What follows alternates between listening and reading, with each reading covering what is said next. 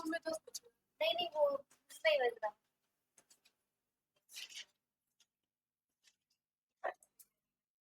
9:05 photo मैंने किया।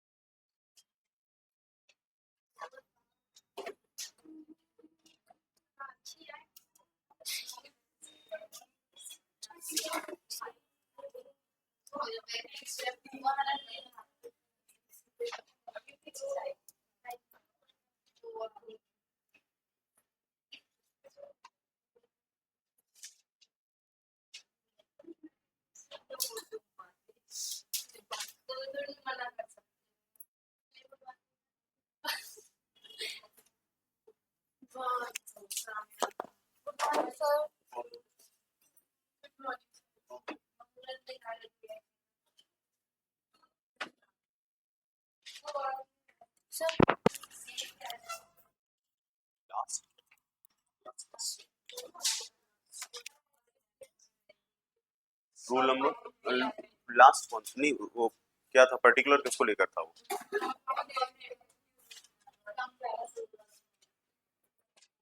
Compound adjective can not be in plural form है ना कैन नॉट लिखा है कि कैन लिखा है हाँ सिंगुलर रहते हैं लेकिन मुझे एक बार बताओ क्या लिखा है मतलब एग्जैक्टली क्या विल नेवर हाँ मतलब कांट भी हो सकता है और विल नेवर लिखा है ना ठीक है तो जैसे अगर लिखते हैं हम कोई लेक्चर है जो 2 घंटे का है तो 2 आवर्स लेक्चर नहीं बोलेंगे 2 आवर लेक्चर बोलेंगे अगर हम मान लीजिए ऐसा लिखते हैं कि 5 माइल्स ट्रेवल 5 मील की यात्रा तो 5 माइल्स नहीं होगा 5 माइल होगा ऐसा नहीं आता बस इतना ध्यान रखना है ना प्लूरल फॉर्म में इसका इस्तेमाल नहीं किया जाता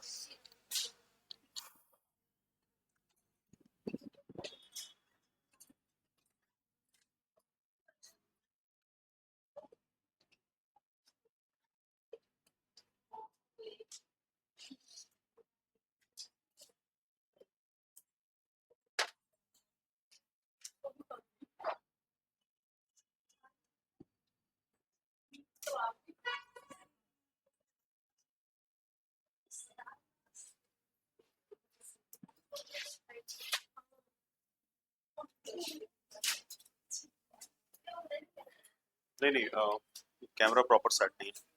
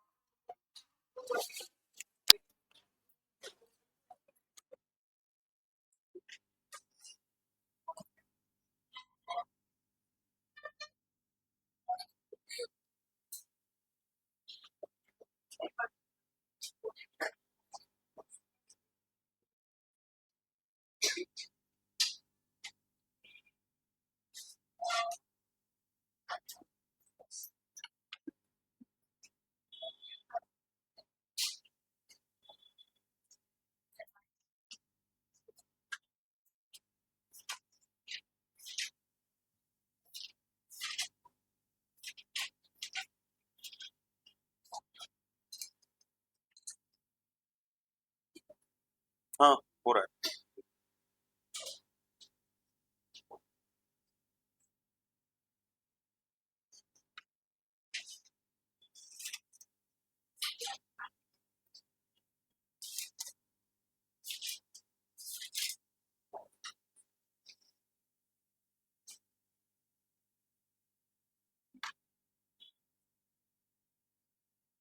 सम और एनी के बारे में मैंने बता दिया था आप लोगों को। सम और एनी को लेकर एक रूल बताया था मैंने कि सम और एनी का एग्जैक्ट यूज क्या होता है, एक अफर्मेटिव में होना चाहिए। हाँ शायद बताया था, मुझे याद है, एक बार देख लीजिए, अगर स्किप नहीं होना चाहिए। बताया था ना। चलिए,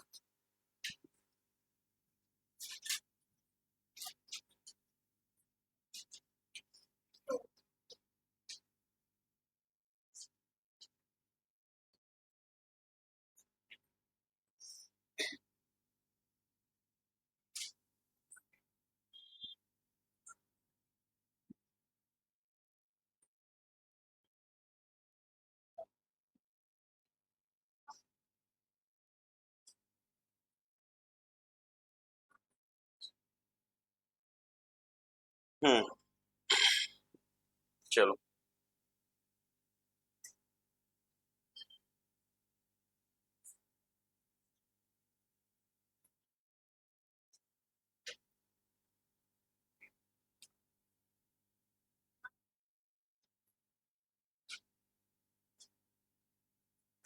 रूल नंबर 12, देखिए, एक वर्ड है आपका प्रेफर।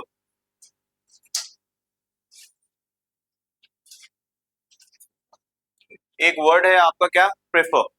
इसे बोलते हैं प्रेफर। ये जो प्रेफर वर्ड है ना, ये आपकी क्या होती है, वर्ब होती है। क्या होती है, वर्ब। और एक वर्ड होता है, आपने सुना होगा, प्रेफरेबल। ठीक है। और ये जो प्रेफरेबल वर्ड है, ये आपका होता है adjective.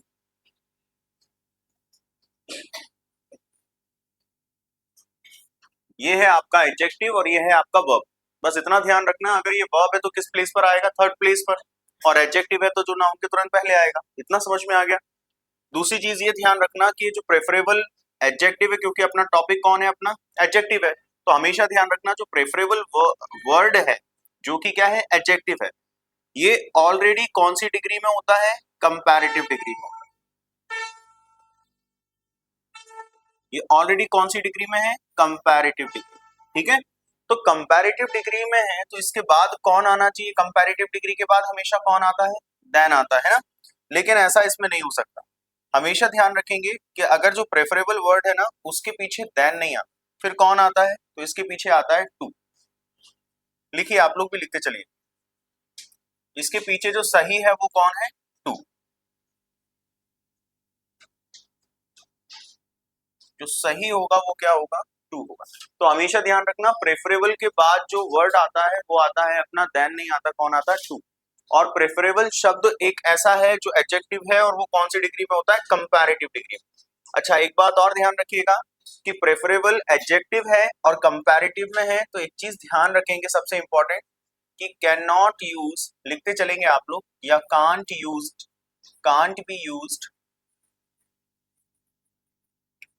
More, can't be use more before preferable. जो अपना प्रेफरेबल वर्ड है ना, जो एडजेक्टिव है, उसके आगे हमेशा ध्यान रखेंगे कि क्या इस्तेमाल नहीं होगा, आपका मोर वर्ड नहीं होगा। ये ऑलरेडी कंपैरेटिव है, इसके पीछे देन नहीं आता, कौन आता है, टू आता है।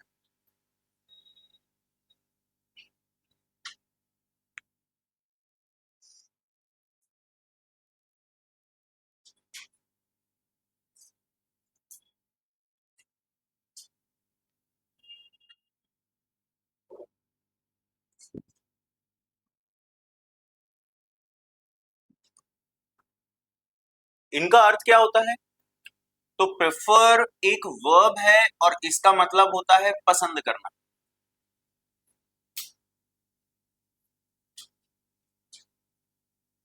पसंद करना।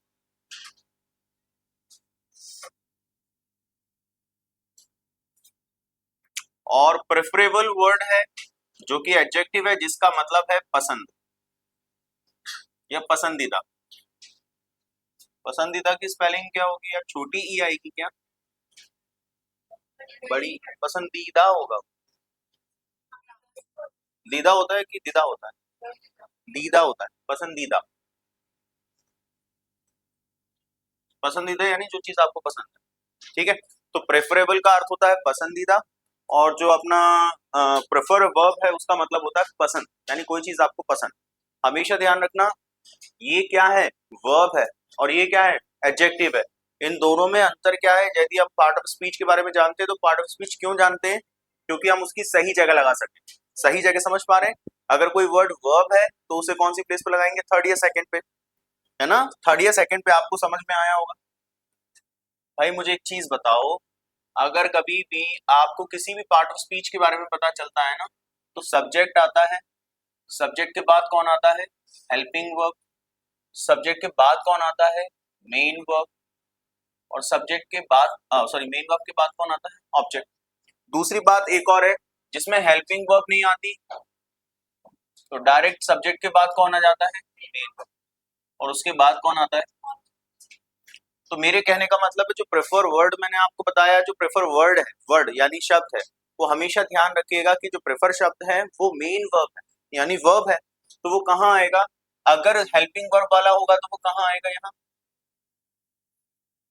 क्लियर है? और अगर हेल्पिंग वर्ब नहीं आई तो कहाँ आएगा? सेकंड नंबर पर। ये मेरा कहना है। क्लियर है? ये चीज समझ में आ रही है? अच्छा, अगर वो प्रेफरेबल है ना, तो प्रेफरेबल के बाद हमेशा ध्यान रखिएगा कौन आएगा? टू। और प्रेफर वर्ब के बाद भी हमेशा कौन आता है? टू।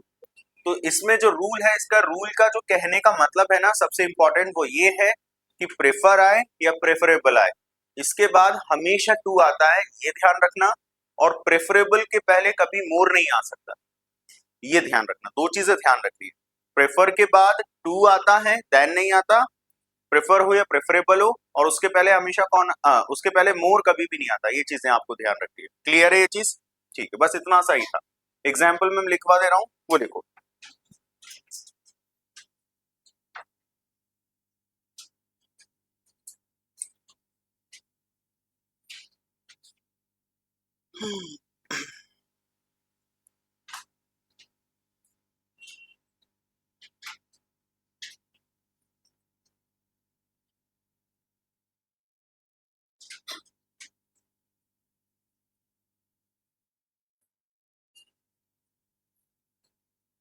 लिखते चलिए प्लीज।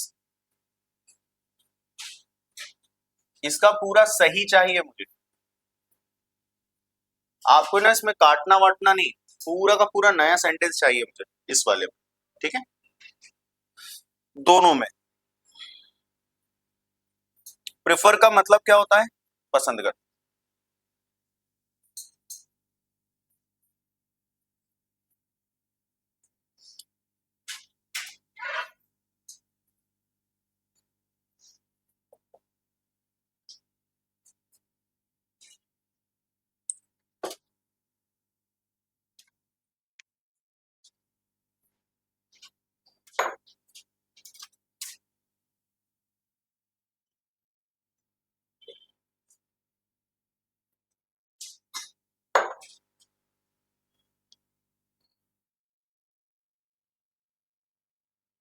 सेम डिग्री वाला तो हम कर चुके हैं ना, कि हम लोगों ने दो तरीके के एडजेक्टिव वाले किए थे, अगर आपको ध्यान हो तो।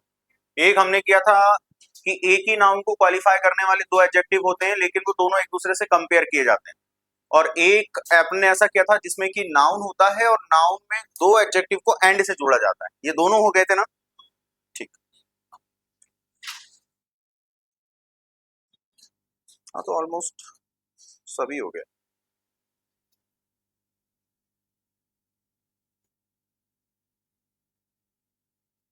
हो गया। अब इसका देखो क्या होगा सही। तो जो अपन ने फर्स्ट एग्जांपल लिखा है उसका सही सही तरीका क्या होगा?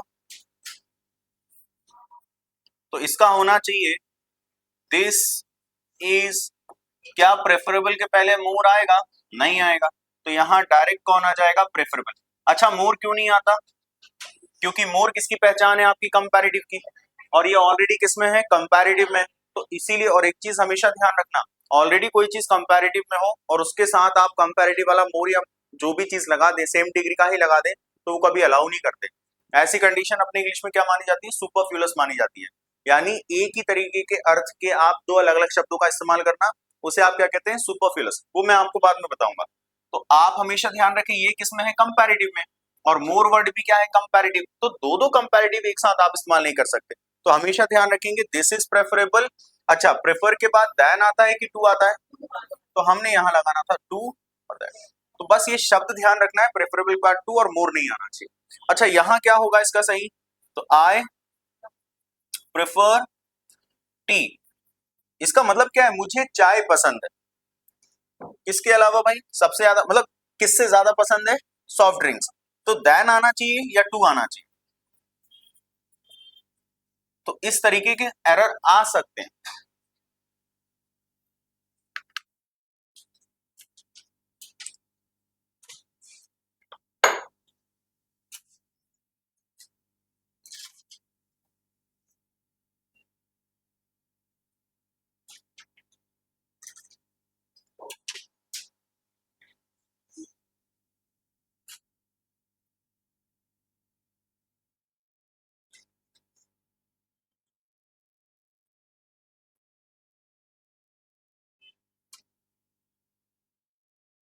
हो गया, चल।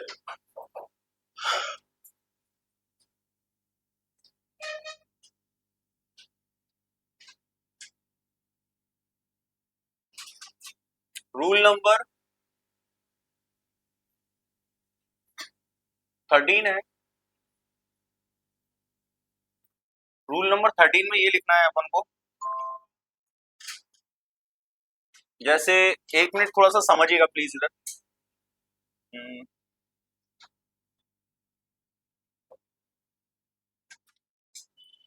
जैसे मैंने एक वर्ड लिखा, इसे क्या पढ़ते हैं, फर्दर। तो फिर इसे क्या पढ़ते हैं, तो फिर दोनों में से सही कौन है, तो फिर ऊपर वाला कौन है ना। तो कुछ कंफ्यूजन सा हो रहा है, इसीलिए इस रूल का नाम है कंफ्यूजनेबल एडजेक्टिव्स, यानी ऐसे एडजेक्टिव जो सेम सेम राइमिंग से हैं, यानी स्पेलिंग अलग है बट राइमिंग उनकी बोलने का जो तरीका है वो सेम टाइप में है। ठीक है, पहली चीज। दूसरी चीज है FAR और FUR, छोटा सा ए और यू में है ना कुछ कंफ्यूजन हो रहा है, हम ये नहीं समझ पा रहे हैं कि सही कौन है। वैसे एग्जैक्टली दोनों ही सही है, ठीक है, और दोनों के अर्थ अलग है, लेकिन दोनों ही एडजेक्टिव है। तो इसीलिए इस रूल का नाम है कंफ्यूजनेबल एडजेक्टिव। लिखिएगा इसको, मैं लिख रहा हूं, मेरा देख के लिख लीजिए। सम करके लिखेंगे अपन, है ना, सम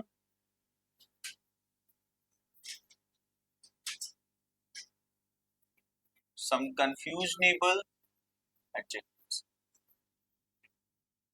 अगर ये एग्जाम में आ जाए तो इसका अर्थ आप सही तरीके से समझ पाए, अर्थ का अनर्थ ना हो जाए, ठीक है, ऐसा।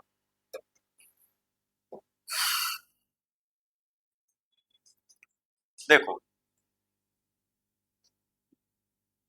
आपने एक वर्ड सुना होगा FAR, फार।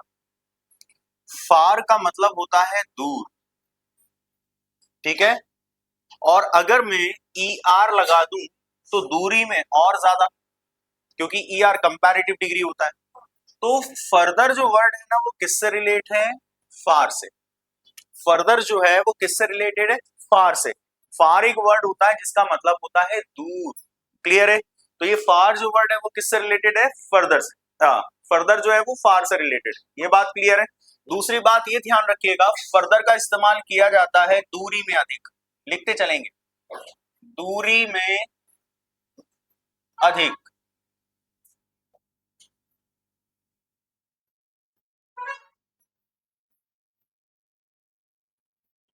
और इस फर्दर का मतलब होता है के अलावा,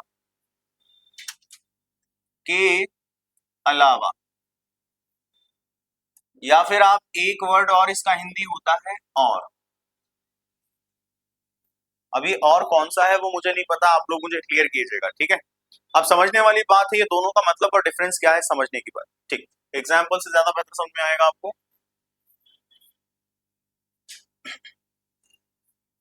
जैसे मैं कहता हूं शी लिव्स एट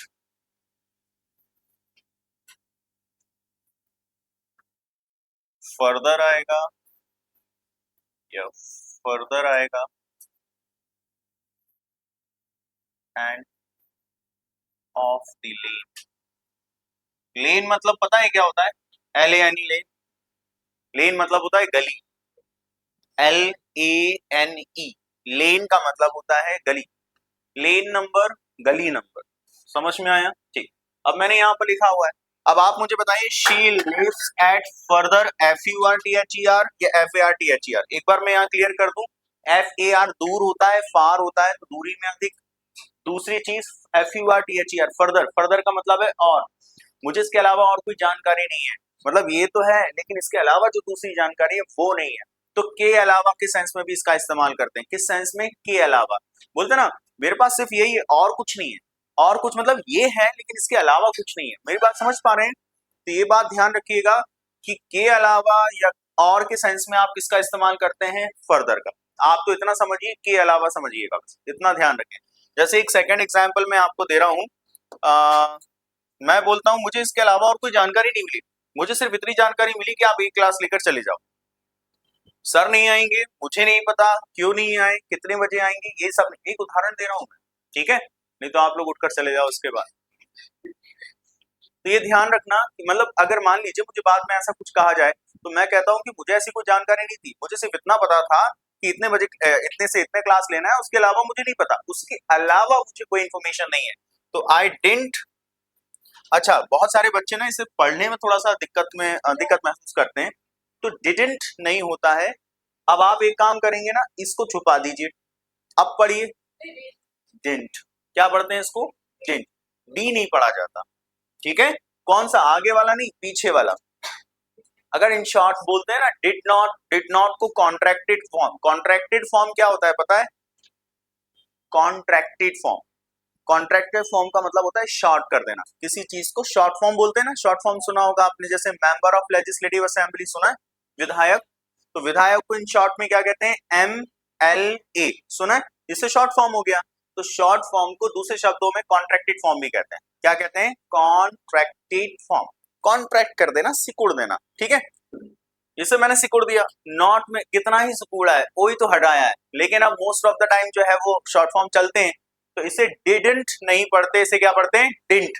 बीच वाला डी नहीं पढ़ना, तो अपने आप आसानी से आप बोल लोगे। बोल कर देखो भाई, डिडंट, है ना? I didn't.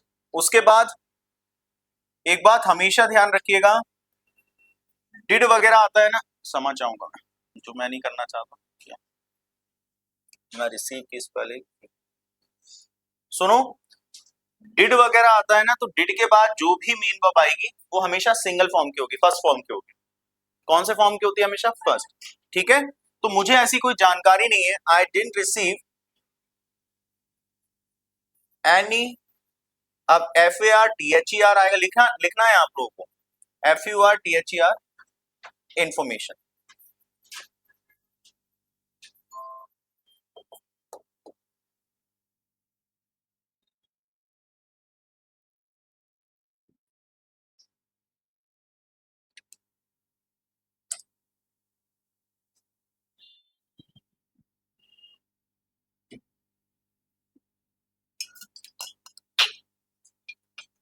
अब इन दोनों में से चूज कीजिए कि कौन सा सही है, कौन सा आएगा, कौन सा नहीं आएगा।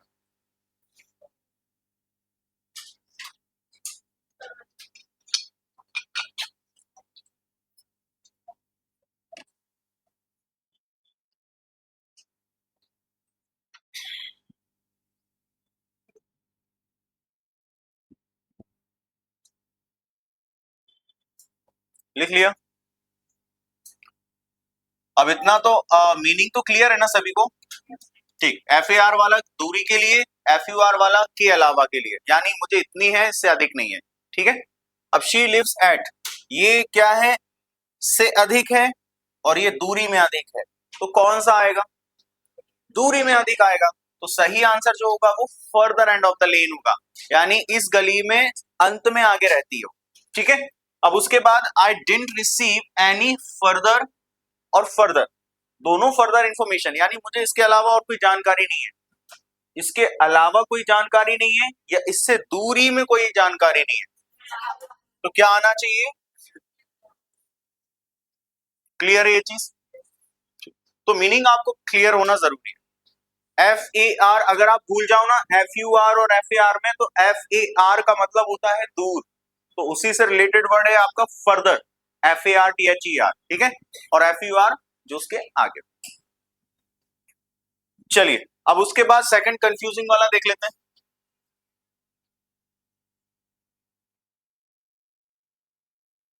दूसरा देखें, जैसे एडजेक्टिव है आपका लास्ट और एक है आपका लेटेस्ट।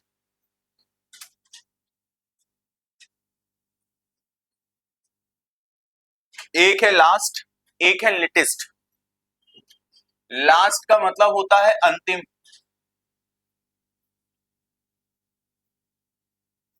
और लेटेस्ट का मतलब होता है नवीनतम।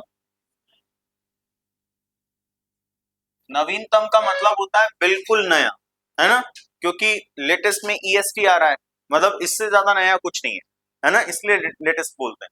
अब मुझे तो नहीं लग रहा है कि आई थिंक इसमें कुछ एक्सप्लेन करने की जरूरत है ना। सो दिस इज लास्ट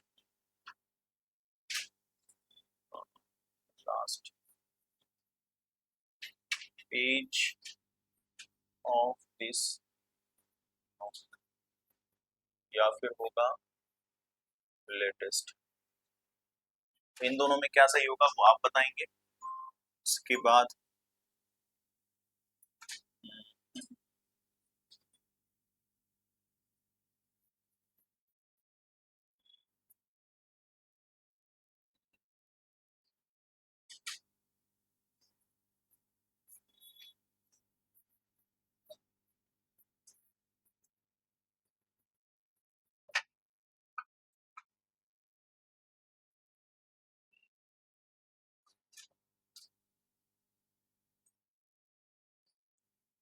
करो, लिखना नहीं लिखा?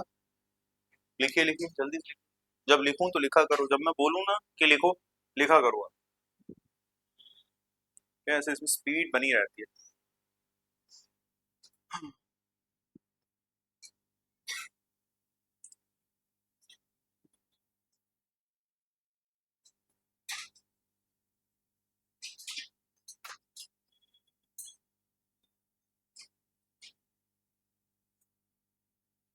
क्या होगा खुद सोचो।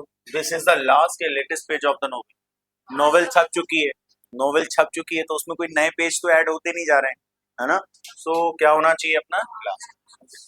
उसके बाद व्हाट इज द लास्ट या लेटेस्ट। रीजन क्या है, ऐसा नहीं सोचना है कि इसमें पहले में लास्ट आ गया तो इसमें लेटेस्ट आएगा। आप थोड़ा साइंस समझिए। अगर जो स्कोर होता है ना, अब बनाते चल रहे हैं, तो अब अभी का जो लेटेस्ट है वो कौन सा स्कोर है, यानी अभी का, है ना। और दूसरा, अगर आप इसमें अगर ये बोलते हैं ना कि मान लीजिए कोई टीम है, वो खेल के पूरी खत्म हो गई, तो अब स्कोर क्या है, तो वो लेटेस्ट नहीं होता, वो लास्ट भी नहीं होता, वो लास्ट भी नहीं होता, उसे कहते हैं फाइनल स्कोर। अंतिम स्कोर थोड़ी होता है, फाइनल स्कोर होता है कि उसका फाइनल क्या है ना। चेजिंग स्कोर, जिसमें एक टीम खेल चुकी है, दूसरी अब उसे चेज करेगी, तो वो जो स्कोर है ना वो फाइनल है, लास्ट नहीं है, ठीक है। तो उसमें लास्ट नहीं लगाते, तो यहां क्या आएगा, लेटेस्ट। चलो एक और है अपना,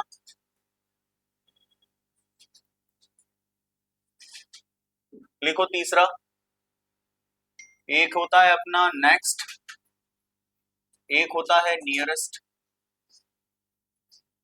नेक्स्ट क्या होगा अपना, लिखते चलो, नेक्स्ट लिखते चलो ना। नेक्स्ट का मतलब होता है अगला, और नियरेस्ट का मतलब होता है बहुत करीब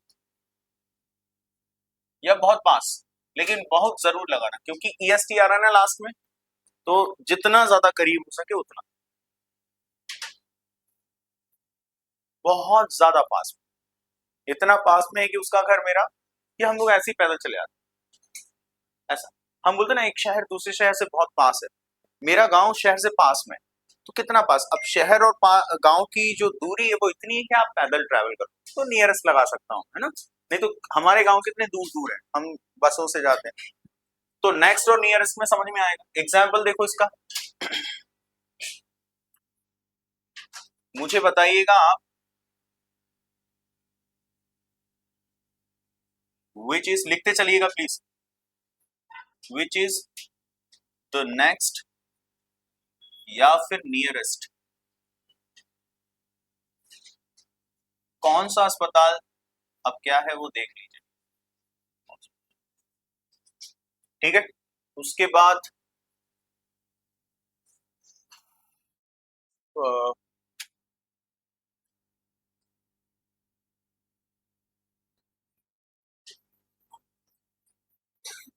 द नियरेस्ट या द नेक्स्ट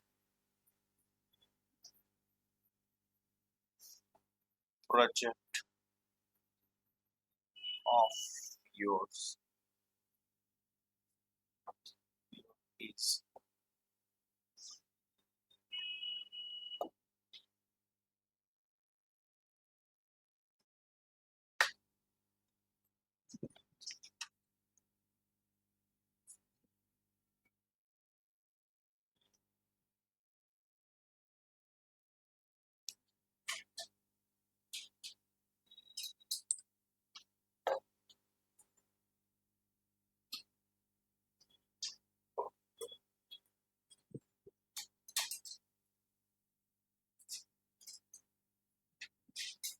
क्या होगा, व्हाट इज द नेक्स्ट होना चाहिए कि नियरेस्ट होना चाहिए, और इसमें द नियरेस्ट या next project of your, well done. चलिए उसके बाद एक और,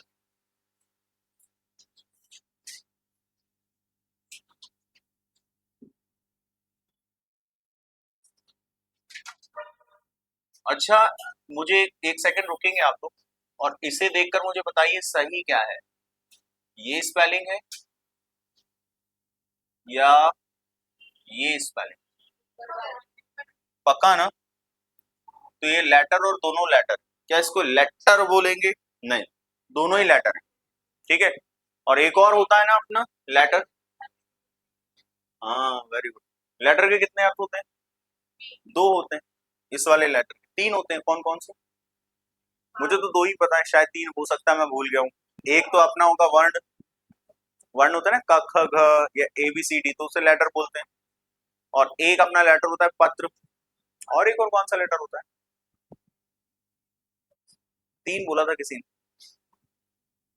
गलती से हो गया होगा, तीन दो की जगह तीन निकल गया होगा, ऐसा तो नहीं, चलो छोड़ते हैं इसको, लेकिन प्रोनाउंसिएशन तीनों का एक ही है, प्रोनाउंसिएशन क्या है, तीनों का एक ही है, फर्स्ट भी लेटर है, दूसरा भी लेटर है, तीसरा भी। तो सबसे इंपॉर्टेंट चीज ये क्या है, बहुत सारे बच्चों को कंफ्यूजन ये होता है कि भाई इसको बोले क्या, है ना, इसको तो हमने लेटर बोल दिया, अब इसको क्या लेटर बोले, और फिर इसको क्या बोले, लीटर लीटर, क्या बोले, ये प्रोनाउंसिएशन में हमें बहुत ज्यादा दिक्कत होती है। तो तीनों का प्रोनाउंसिएशन एक ही है, letter letter letter.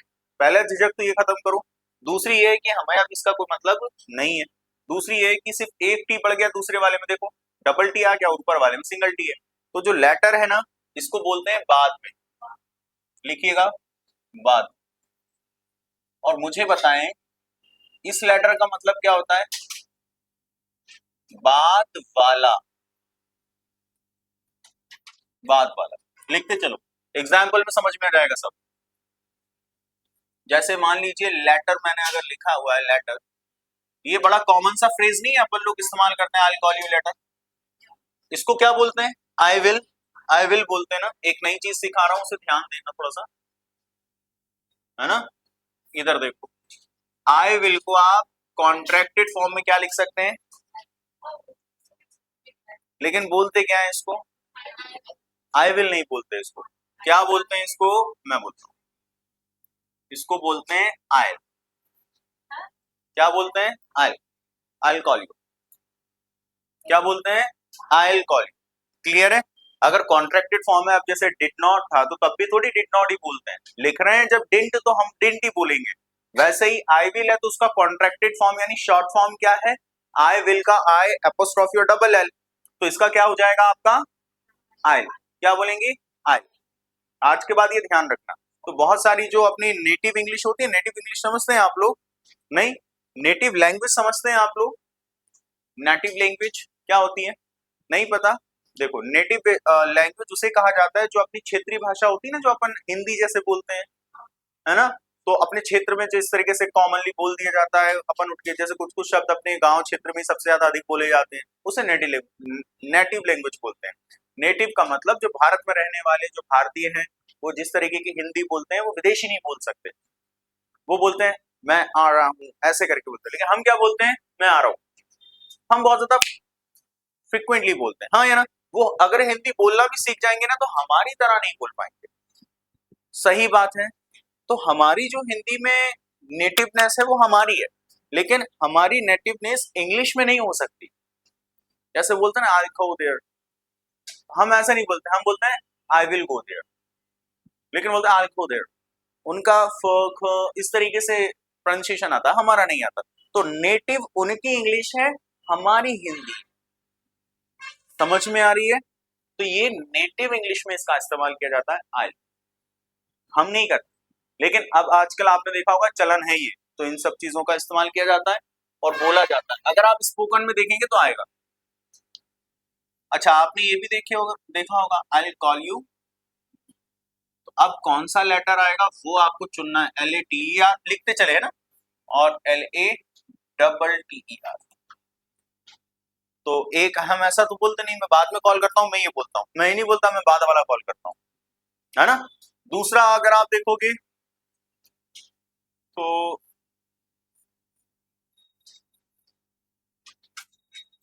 The letter, या फिर होगा द लेटर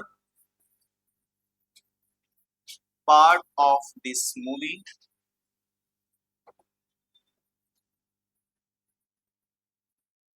इज सस्पेंसिव।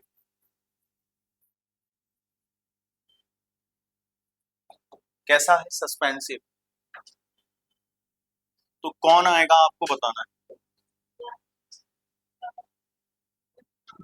पहली बात, दोनों ही लेटर, बोलने में आपको हिचकिचाना नहीं है, दोनों ही लेटर है। आपको बस इतना ध्यान रखना है डबल टी वाला या सिंगल टी वाला, अगर मुझे आप बताना चाहते हैं। नहीं तो दोनों का प्रोनाउंसिएशन एक ही है, लेटर। और जो तीसरा अपन बोलते हैं ना LETTER, वो भी लेटर ही है। तो लाटर लेटर कुछ नहीं करना है, सीधा सा एक सिद्धांत है, लेटर बोलना और कुछ नहीं। तो इसमें कौन सा आएगा बेटा, सिंगल टी या डबल टी? और इसमें कौन सा आएगा? इसका मतलब क्या है, जो बाद वाला भाग है ना इस मूवी का, वो सस्पेंसिव है ना? चलो, उसके बाद नेक्स्ट आप लिखेंगे एल्डर एंड ओल्डर। पांचवा, एल्डर और ओल्डर। पांचवा जो है अपना,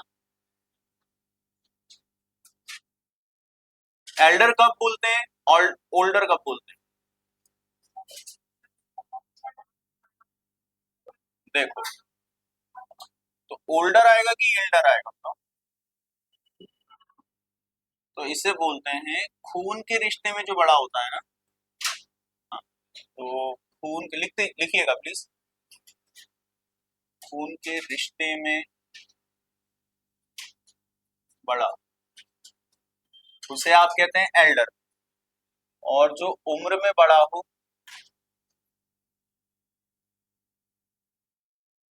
उम्र में बड़ा हो, जो उम्र में बड़ा हो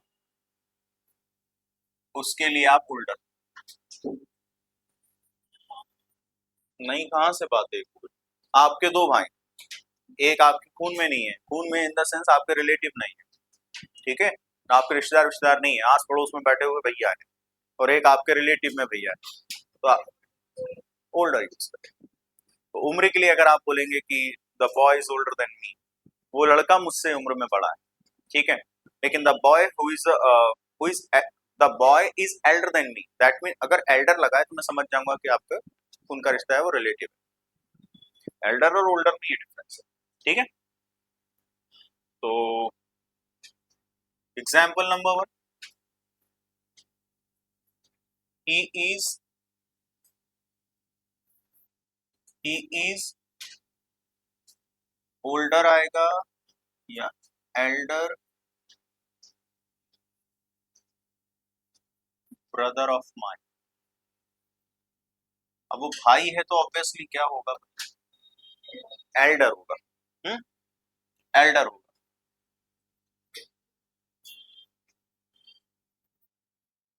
दे are older than me.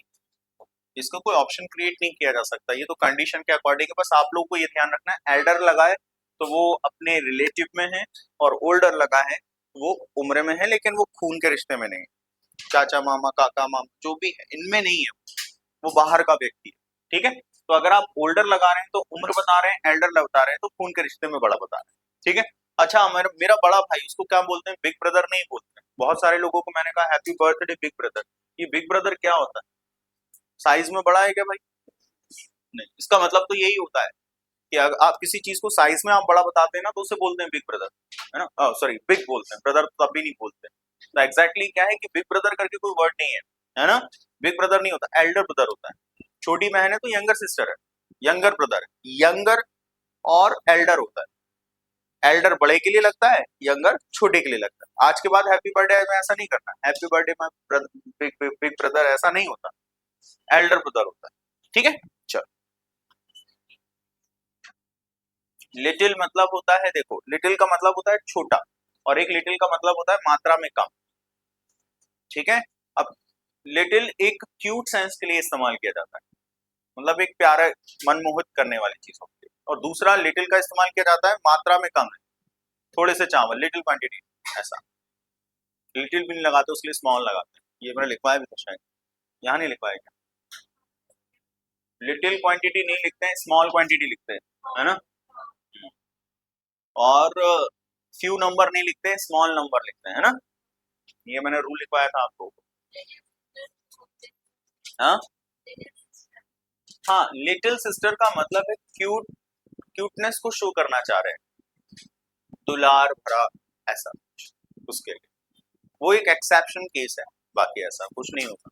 Twinkle twinkle little star, तो वहां पर क्या दिखाया जा रहा है, क्यूटनेस दिखाई जा रही है, वहां पर बालपना दिखाई जा रहा है, वहां लाड़ प्यार दिखाया जा रहा है बच्चों को, है ना। ट्विंकल ट्विंकल लिटिल स्टार, तो लिटिल वैसा एग्जैक्टली आता नहीं है साइज के लिए, लेकिन लगा सकते हैं। और कुछ ग्रामर ऐसी होती है कि जो पोयम और कवि, पोयम के लिए ही इस्तेमाल की जाती है, कहानी और पोयम के लिए। जैसे एक वर्ड होता है, आपने सुना है होटल, होटल सुना है, होटल एक वर्ड होता है। अब ये होटल को ना मैं इन भी कहता हूँ, लेकिन ये वर्ड ना अपनी पोयम में आपको मिलेगी। पोयम वगैरह आपने देखी होंगी ना, स्कूल में पढ़ी होंगी, छोटे बच्चों की देखी होगी। आपने नहीं पढ़ाई की है तो छोटे बच्चे किताब में जाकर देखिएगा, तो वहां आपको क्या देखने को मिलेगा, इन। ये इन वर्ड का मतलब भी होता है जहां पर व्यक्ति ट्रैवल करते हुए कहीं भी रह सकता है, ठहर सकता है, उसे इन कहते हैं। ये बहुत बड़े बड़े होटलों में आपने नोटिस किया होगा, वहां पर लिखा रहता है, जैसे कोई होटल का नाम लिख दिया और उसके बाद ना ऐसे लिख देते हैं इन। तो इन का मतलब क्या होता है, होटल। अच्छा, होटल के अलावा आपने मोटेल भी सुना होगा, मोटेल सुना है? नहीं सुना? वैसे बोलते हैं ना आना जाना, वैसे होटल मोटेल बोलते हैं। होटल मोटल में हम नहीं रुकते, हम तो धर्म धर्मशाला में रुकते हैं। ऐसा कुछ होता है क्या? नहीं, है ना। कैसे बोलते हैं, धर्म धर्मशाला क्या बोलते हैं? ऐसा कुछ भी नहीं बोलते, क्या बोलते हैं? ऐसा नहीं है, ये मैं सिर्फ राइमिंग नहीं दे रहा हूँ, इसका मतलब है, मोटल का मतलब भी ये केवल आपको हाईवेज में मिलते हैं। इसका मतलब क्या होता है, आपने एक वर्ड सुना होगा मोटर, गाड़ी मोटर, है ना। तो ये मोटर, वो ये मोटर का मतलब है भाई गाड़ी, व्हीकल जो भी है, आने जाने वाले लोगों के लिए रहने की सुविधा, उसको आप कहते हैं मोटर, जो हाईवेज में ही होते हैं। और जो सिटीज के अंदर या फिर कहीं ऐसी जगह जो सिटी के क्लोज में होते हैं, उसे आप कहते हैं होटल। होटल नहीं है, होटल होता है ना, ये चीज। थोड़ा सा प्रोनाउंसिएशन सुधारिए, हम पढ़े लिखे हैं, पढ़े लिखे वाली बातें करें तो ज्यादा बेटर। तो क्या बोलेंगे, होटल नहीं बोलेंगे, क्या बोलेंगे? जो होटल बोलते हैं ना, तो उसमें ऐसा फील आता है कि वो जो समोसे कचौरी और एक बनियान में खड़ा होगा, चाय कितनी लगा दूं, ऐसा नहीं आता है, जो हाईवेज में नहीं होती, गांव के आसपास में। अच्छा, गांव ऐसे होते हैं ना, जो गांव होते हैं शुरुआत में चाय वाय की दुकान होती है और गांव के एंड में चाय, जो रोड में पड़ते हैं, हाईवेज में पड़ते हैं। बढ़िया सा एक व्यक्ति खूब पसीने से नहा रहा है, तो समोसा लगा दूं, क्या लगा दूं बताओ? वो होती है होटल। मजाक कर रहा हूँ, वो भी नहीं होती है ना। अच्छा, रेस्टोरेंट नहीं होता है, ये भी सुना होगा आप। रेस्टोरेंट होता है, रॉ कर दो फिर टी मत लगाना, रेस्टोरेंट। ठीक है। अच्छा, अब ये टॉयलेट के ऊपर भी आपने नोटिस किया होगा, वॉशरूम भी होता है, लेवेटरी भी होता है, वॉशरूम भी होता है, बाथरूम भी होता है। क्या क्या कहाँ कहाँ बोलते हैं पता है आपको? लेवेटरी बोलते हैं रेलवे जो ट्रेन होती है ना, जितने भी अपनी ट्रेन वगैरह या चलते वाहन में आप वॉशरूम वगैरह जो होती है उसे लेवेटरी कहते हैं। अब इसे ऐसा नहीं बोलना, लेवेटोरी नहीं बोल रहे, इसे बोलते हैं लेवेटरी। ओ साइलेंट कर दे, लेवेटरी। लेवेटरी जैसे ट्रेन में है ना, वो लेवेटरी है, टॉयलेट नहीं है। Just I am talking about the toilet, क्या क्या कहा जाता है कहाँ कहाँ, समझ पा रहे हैं? ठीक है। तो और उसको जो अपना अपना क्या बोलते हैं, रेस्ट रूम जो होता है ना, आपने सुना है रेस्ट रूम? ये मॉल वगैरह में या कहीं बाहर आर जाते हैं ना, उसे रेस्ट रूम वगैरह। पाउडर रूम भी, लेकिन कहाँ बोलते हैं इसको? मॉल वगैरह में बोलते हैं, मॉल में, सिनेमा मॉल समथिंग बोलते हैं, पाउडर रूम भी बोलते हैं इसको। अब ऐसा नहीं हो जाके पाउडर लगा रहे हैं इंसान। क्लियर है? वो एक अलग सेंस होगा, I don't know about it कि इसके पीछे क्या चीज रही है, लेकिन इतना है। ठीक है। अच्छा, रेस्ट रूम वगैरह। अच्छा, ये जो वॉशरूम वगैरह ये ऑफिसेस वगैरह में होता है, ऑफिसेस वगैरह में कार्य करने वाली जगह पर वॉशरूम। डब्ल्यू से वर्क, डब्ल्यू से वॉशरूम, वर्क काम करने वाली ऐसी जगह। ठीक है। और बाथरूम जो है वो अपने घर में बोलते हैं। तो आज के बाद ये ध्यान रखना कहाँ क्या बोलना। ठीक है। एक लेडीज रूम भी बोला जाता है, पता है आपको? लेडीज रूम, ये लेडीज रूम का मतलब है एग्जैक्टली यही चीज है। अब आप बोलेंगे कि सर क्या ही तो बोलते हैं उसको, मैं भूल गया, एक वर्ड आता है। ये लेडीज रूम का ऐसा लगता है कि यहाँ पर सिर्फ महिलाएं ठहर सकती हैं, मैं वो वर्ड भूल गया मैं। ऐसा लगता है कि लेडीज रूम का मतलब क्या है कि महिलाएं ठहर सकती है, लेकिन लेडीज रूम का मतलब ये सब चीजें होती हैं। समझ में आ गई ये बातें? लेकिन कुछ लोग बोलते हैं, जो अपने श्रम करने की जगह होती है ना, तो ये लेडीज वाला है और ये जेंट्स वाला है, तो ये लेडीज रूम में चले जाओ। अरे नहीं, लेडीज रूम का एग्जैक्टली अलग मतलब हो जाता है, टॉयलेट से संबंधित हो जाता है। समझ में आ रहा है?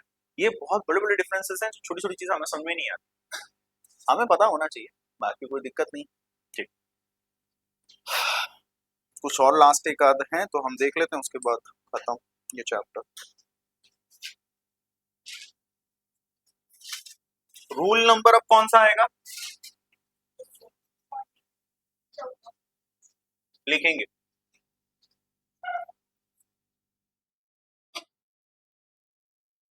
अच्छा, मुझे एक चीज बताइए, लिखना नहीं है अभी, क्या हम लोगों ने ये कर लिया क्या?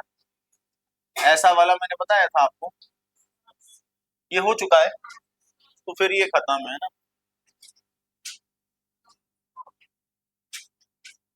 ये शायद मैंने नाउन में उसमें बताया था आपको। अच्छा, प्रोनाउन हो गया ना अपना, प्रोनाउन हो गया, ये एडजेक्टिव चल रहा है। इसके बाद हम एडवर्ब करेंगे नेक्स्ट क्लास में, फिर एडवर्ब के बाद क्वेश्चन टैग करेंगे, तो वो एक हिस्सा अलग खत्म हो जाएगा, फिर उसके बाद हम शुरू करेंगे टेंस वगैरह। ठीक है। तो जो बच्चे नए हैं वो नेक्स्ट क्लास में रेडी रहना, बढ़िया तरीके से स्टार्ट करेंगे अपन क्या, एडवर्ब। मेरी जिम्मेदारी है समझाना, याद रखना आपकी जिम्मेदारी, लेकिन मैं सही तरीके से आपको समझा पाऊं वो मेरी 100% जिम्मेदारी। समझ में आएगा लेकिन याद रखने की जिम्मेदारी आपकी है।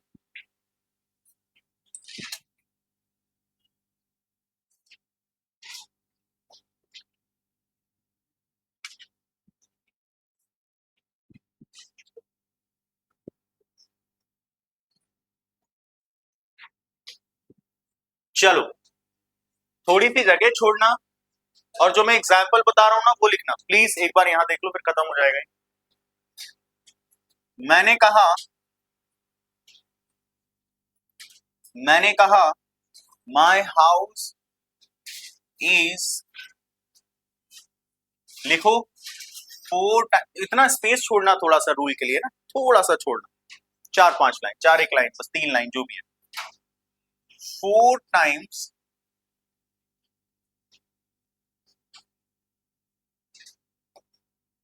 बिगर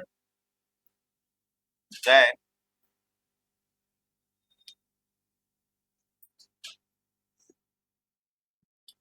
कुछ 2-3 कॉन्सेप्ट समझाऊंगा मैं, समझ रहे हैं आप?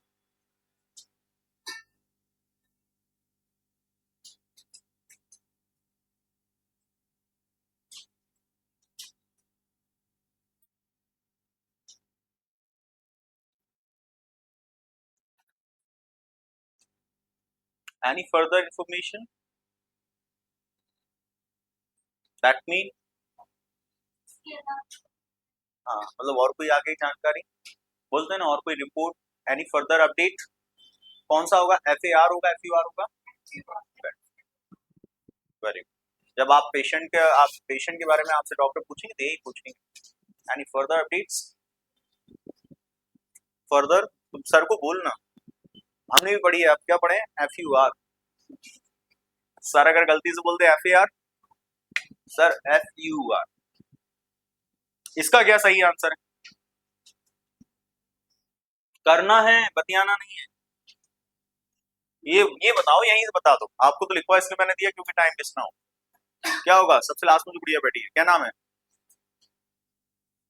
शीतल। क्या बात है, तबीयत खराब है क्या बेटा? बड़ी मुरझाई सी लग रही है, पहले बहुत खुश होती थी। हम्म? किसने पकड़ के मारा है उसे? अच्छा, लड़कियों में भी गैंग होता है क्या? मतलब गुंडे वुंडे टाइप में होते हैं क्या? होते हैं ना आजकल तो, आजकल तो कुछ भी हो सकता है। क्या होगा इसका सही आंसर? बताओ शीतल, बताओ इसका सही आंसर। राजा भाई बताओ, पढ़ा है आपने? देखना नहीं, टाइम का मतलब तो समय होता है ना बढ़िया, टाइम का मतलब होता है समय, इसका भी आपको क्लियर कर देते हैं। और टाइम्स का मतलब होता है गुना, 4 गुना 5 गुना। अब आप सोच लो क्या आना चाहिए, गुना आएगा कि समय आएगा?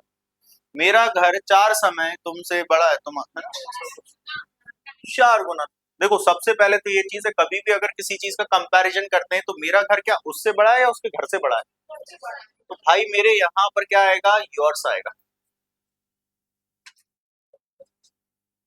पहली चीज तो ये रूल नहीं था, ये रूल नहीं था।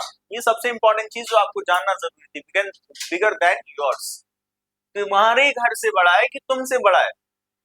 अरे मैं कहता हूँ मेरी गाड़ी भाई तुझसे अच्छी है, या मैं ये कहता हूँ कि मेरी गाड़ी तेरी गाड़ी से अच्छी है, क्या बोलना चाहिए? या अगर मैं ऐसा कहता हूँ कि मेरी गाड़ी तुझसे अच्छी है, इसका मतलब, कहने का मतलब ये है कि जो तेरे पास गाड़ी है उससे अच्छी है ना? ऐसा थोड़ी कि भाई तुझसे अच्छी है, ऐसा नहीं बोलते ना। तो मेरी गाड़ी का कंपैरिजन आपसे होगा क्या? नहीं होगा ना। मेरी गाड़ी का कंपैरिजन आपकी गाड़ी से होगा, है ना? तो इसीलिए यहाँ पर लगाया जाता है योर्स। अगर मैं उसका बोलता तो हिज आता, ठीक है? और कोई लड़की होती तो हर्ष आता, एस वाले आते हैं पीछे, है ना?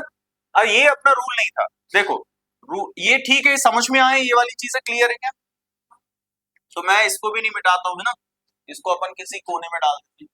देखो एक बात हमेशा ध्यान रखना कि कभी भी ये टाइम्स वर्ड आता है ना, तो टाइम्स के साथ कंपैरेटिव डिग्री नहीं आती, इसके साथ ये वाला स्ट्रक्चर आता है, ये हमेशा था।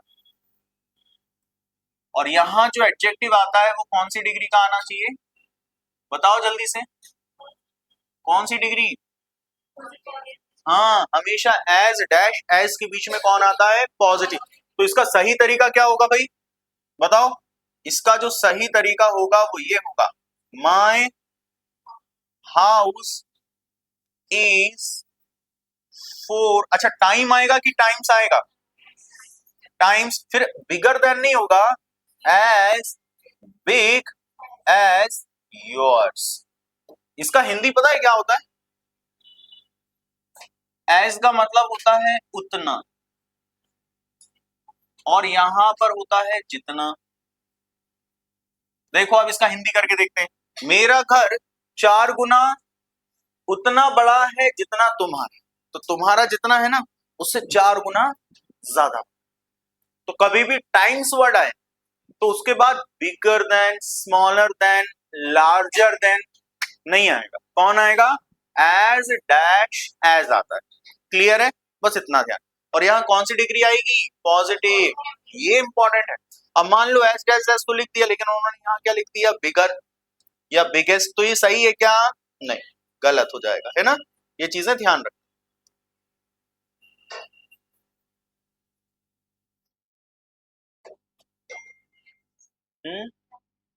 नहीं, देन बेटा सिर्फ देन बताए कब आता है? जब ये कंपैरेटिव डिग्री आती है ना? इसमें नहीं आता।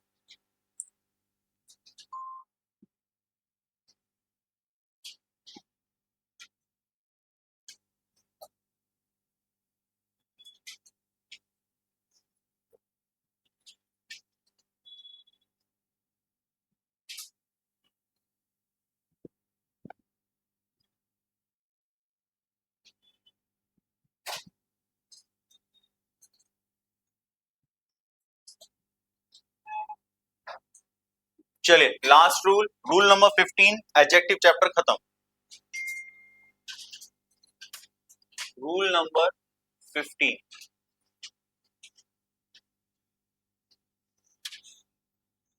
रूल नंबर 15 क्या कहता है?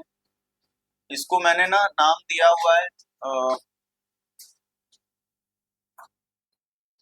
लिखते चलो, सीक्वेंस ऑफ एडजेक्टिव। थैंक।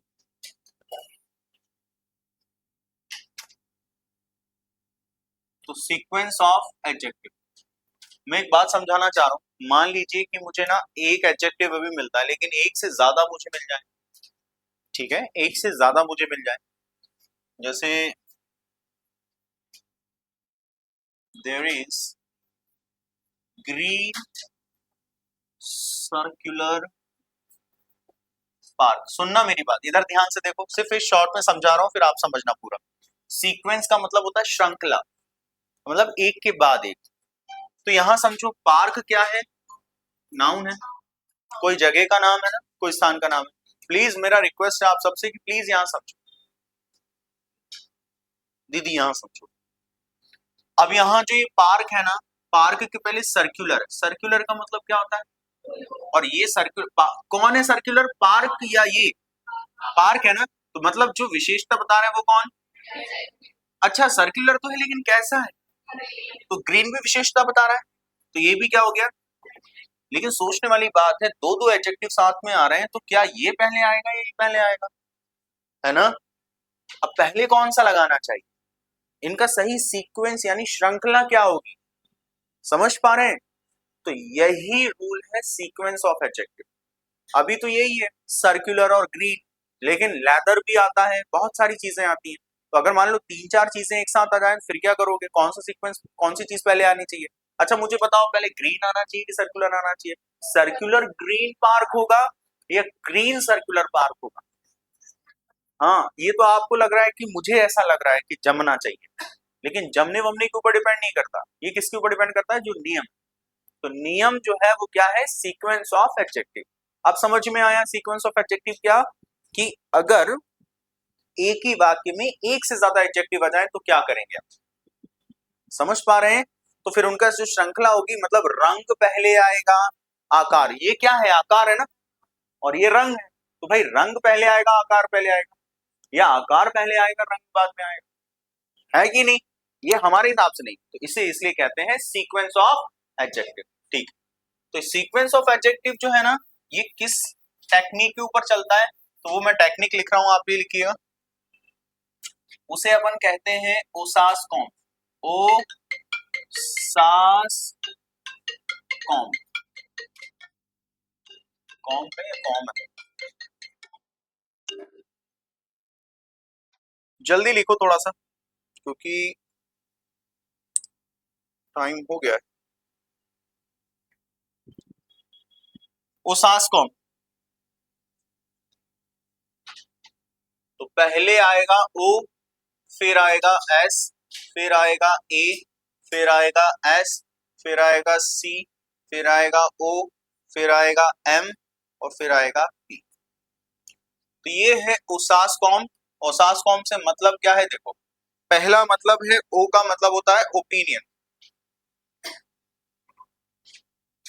आपको पता है ओपिनियन मतलब सीक्वेंस होगा, ये पहले ओ आएगा फिर एस आएगा फिर ओपिनियन मतलब राय। एग्जैक्टली जैसे कि आपको कोई चीज देखने में लग रही है भाई सुंदर है, तो आपने कह दिया ब्यूटीफुल, तो ये राय है, ठीक है। उसके बाद अगर आपको प्रिटी लग रही है तो आपने लिख दिया प्रिटी। अच्छा, क्या इस दुनिया में कोई चीज अगली है, बुरी भद्दी है? अगली वर्ड, इस दुनिया में कोई भी चीज ऐसी नहीं है जो अगली, ये हमारी हमारी पसंद का काम है ना, तो अगली में वर्ड ही नहीं लिख रहा। उसके बाद एस का मतलब क्या होता है, तो एस का मतलब होता है साइज। क्या होता है? साइज। साइज में जैसे बिग, वो आपके बिग ब्रदर वाला, फिर स्मॉल, फिर लो, लार्ज भी लिख देते हैं, लार्ज, टाइनी, इस तरीके से। अच्छा, ए का मतलब होता है एज। ए का मतलब क्या है? एज। एज मतलब जैसे old, young, ancient, ancient, new, है ना, ये सब क्या कहलाती है? एज कहलाती है।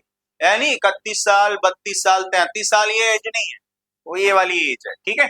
लेकिन हाँ, वो भी आ सकती है, कुछ ईयर करके भी आप लिख सकते हो, जैसे 29 ईयर, ऐसा। पानी पी लो बेटा। उसके बाद एस से मतलब क्या है? शेप। क्या है? शेप। शेप यानी आकार, शेप यानी आकार। जैसे अगर आप बात करो स्क्वायर, जैसे आप बात करो ट्राइंगुलर,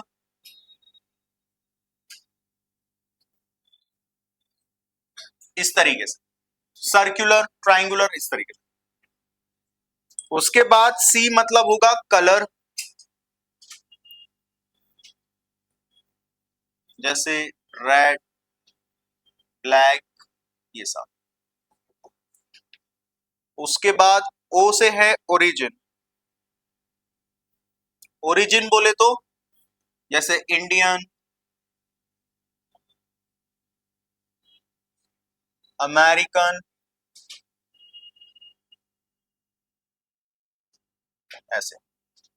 और एम का मतलब होता है मटेरियल। मटेरियल में जैसे wooden, leather, gold, iron, steel, ऐसा। और पर्पस, उद्देश्य, जैसे वेडिंग, वेडिंग एक उद्देश्य है।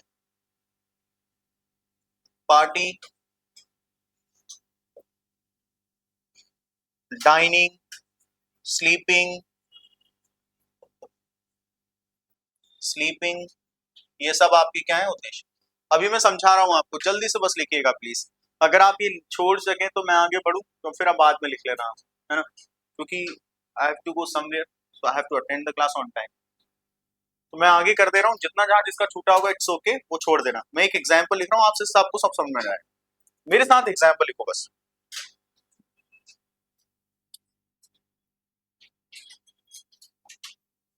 थोड़ा सा साफ साफ लिखना, दूर दूर, ऐसे दूर दूर नहीं, लेकिन खुला खुला लिखना, जिससे अपन मार्किंग करेंगे तो समझ में आएगा। और एक लाइन छोड़कर लिखना है ना, जस्ट एक के नीचे मत लिख देना, ठीक है।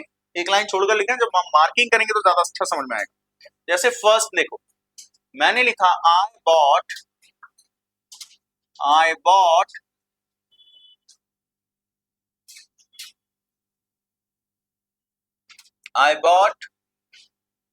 beautiful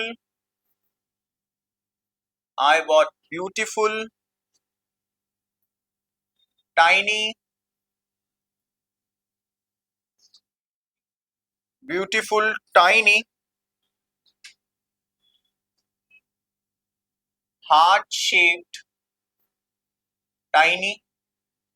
heart-shaped purple color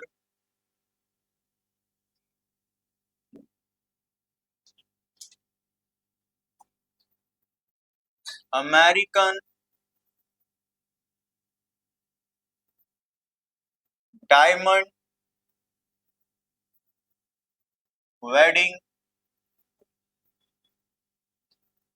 ring. ये एग्जाम,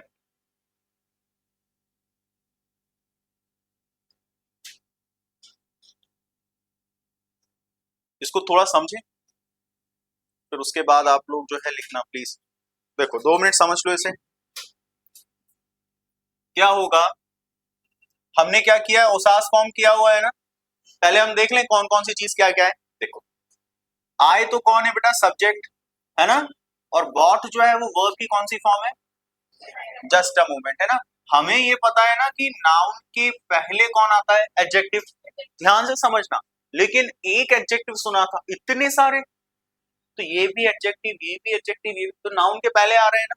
अब समझने वाली बात, ब्यूटीफुल क्या है, ओपिनियन है या नहीं है भाई। टाइनी क्या है, साइज।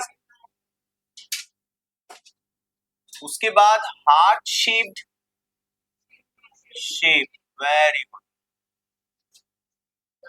पर्पल क्या है, पूरा हो गया। अमेरिकन क्या है, ओरिजिन। और डायमंड क्या है, मटेरियल। और उसके बाद देखो वेडिंग पर्पस। तो आ रहा है ओसास कॉम्प में एज नहीं आ रही एग्जैक्टली, बट OSSOMP ओसास कॉम्प का वही सीक्वेंस होना चाहिए। तो जब कभी भी अगर एक से ज्यादा एडजेक्टिव आएंगे ना, तो ओसास कॉम्प के आधार पर होना चाहिए। ठीक है, समझ में आया। ठीक है, तो ये चैप्टर हो गया कंप्लीट। मैं सर को फाइल भेज दूंगा एडजेक्टिव की, आप लोगों को वो सेंड कर देंगे और आप लोग इसे घर पर प्रैक्टिस करना। ठीक है, बाकी नेक्स्ट में हम लोग मिलते हैं और फिर हम एडवर्ब नया चैप्टर शुरू करेंगे। तो एडवर्ब खत्म, फिर क्वेश्चन टैग, उसके बाद नया, फिर टेंस शिफ्ट करेंगे। मुझे दीजिए इजाजत, अपना ख्याल रखें। Thank you so much for being with me. जय हिंद, जय भारत। सभी को राम राम, शुक्रिया, धन्यवाद, थैंक यू।